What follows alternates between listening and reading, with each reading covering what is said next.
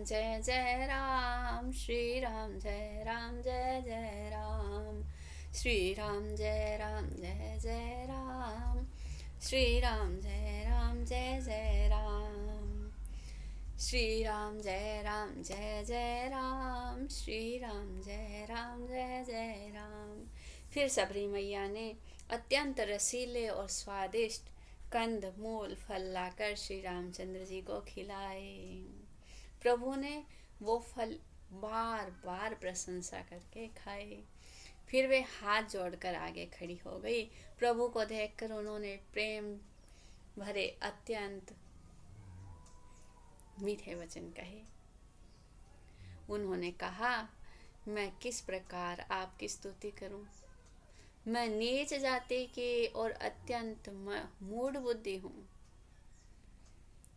जो अधम से भी अधम हैं, स्त्रियां उनमें भी अत्यंत अधम हूं, और उनमें से भी मैं पापनाशिनी हूं, और मैं मंद बुद्धि हूं। हे श्री रघुनाथ जी।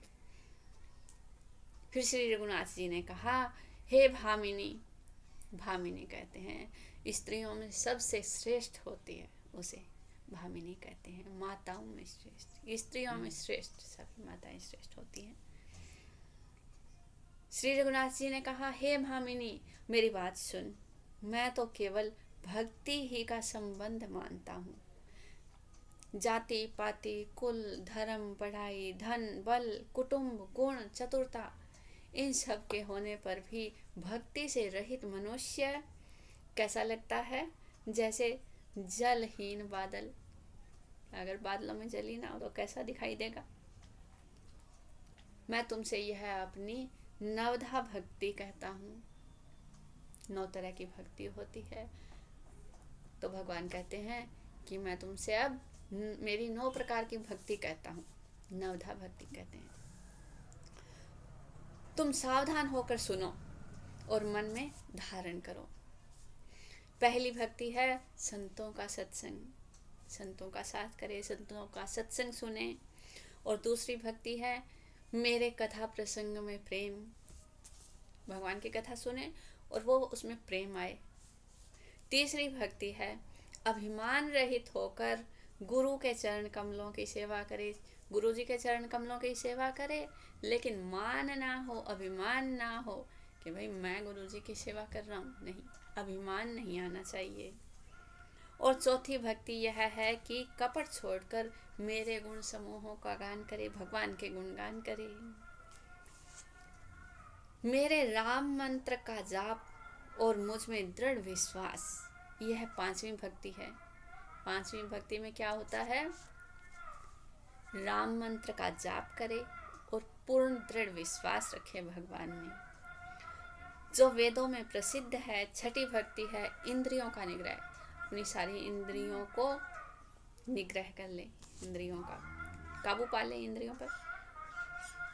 शील, अच्छा स्वभाव या चरित्र, बहुत कार्यों से वैराग्य और निरंतर संत पुरुषों के धर्म आचरण में लगे रहना। क्या 6ठी भक्ति कौन सी है? इंद्रियों का निग्रह है, शील स्वभाव हो, बहुत से कार्यों से वैराग्य, बहुत कार्यों में लगा कार्य बढ़ाए जा रहा है, नहीं, वैराग्य, त्याग, और निरंतर संत पुरुषों के धर्म आचरण में लगा रहे। 6ठी भक्ति है ये। श्री राम जय राम, जय जय राम। और 7वीं भक्ति है जगत भर को समभाव से मुझ में ओतप्रोत राममय देखना चाहिए। पूरे जगत को ही राममय देखे कि सब प्राणी मात्र में मैं ही हूँ, राम ही है। और संतों को मुझसे भी अधिक करके मानना चाहिए, और संतों को भगवान से भी ज़्यादा मानना चाहिए। 8वीं भक्ति है जो कुछ मिल जाए उसी में संतोष करना चाहिए, और स्वपन में भी पराये दोषों को नहीं देखना चाहिए। हमें लाभ होता है तो क्या करते हैं? और चाहिए, थोड़ा और चाहिए, थोड़ा और चाहिए। जैसे जैसे लाभ होता जाता है, लोभ बढ़ता जाता है। तो ये लोभ ना हो, जितना लाभ हो गया उसमें संतोष कर ले। और सपने में भी पराये दोष ना देखे, दूसरे लोगों की बुराइयां ना देखे कि उसमें ये बुराई है, उसमें वो बुराई है, दोष ना देखे दूसरों के। नौवीं भक्ति है सरलता। नौवीं भक्ति कौन सी है? सरलता रखे, बिल्कुल सरल हो, एकदम सहज, और सबके साथ कपट रहित बर्ताव करे। छल कपट का बर्ताव ना हो किसी के साथ भी, मन में कपट है, कुछ और है और बाहर कुछ और है, धोखाधड़ी है, नहीं, कपट रहित हो जो भी। नौवीं भक्ति क्या है? सरलता और सबके साथ कपट रहित बर्ताव, हृदय में मेरा भरोसा रखना, और किसी भी अवस्था में, कोई भी कंडीशन हो, वैसे किसी भी अवस्था में हर्ष और विषाद का ना होना, ना दुख हो और ना खुशी हो कि भाई हमें लॉटरी निकल गई और वो इतना ज़्यादा खुश हुआ कि हार्ट अटैक हो गया, हमें किसी भी प्रकार का कोई संकट आया बहुत बड़ा और हार्ट अटैक हो गया। ऐसा नहीं होना चाहिए कि ना दुख में दुखी हो और ना सुख में सुखी, किसी भी कंडीशन में समान रहे, भगवान में मन लगाया हुआ। इन 9 में से जिनके पास एक भी होती है, वह चाहे स्त्री हो या पुरुष, जड़ हो या चेतन, कोई भी हो, हे भामिनी, मुझे वही अत्यंत प्रिय है, वो मुझे बहुत प्रिय है। फिर मुझ में तो सभी प्रकार की फिर तुझ में तो सभी प्रकार की भक्ति दृढ़ है। हे माता, तुझ में तो सारी प्रकार की भक्ति है, 9 की 9 भक्ति भरी है सबरी मैया में। अतएव जो गति योगियों को भी दुर्लभ है, वही आज तेरे लिए सुलभ हो गई है। मेरे दर्शन का परम अनुपम फल है कि जीव अपने सहज स्वभाव, सहज स्वरूप को प्राप्त हो जाता है।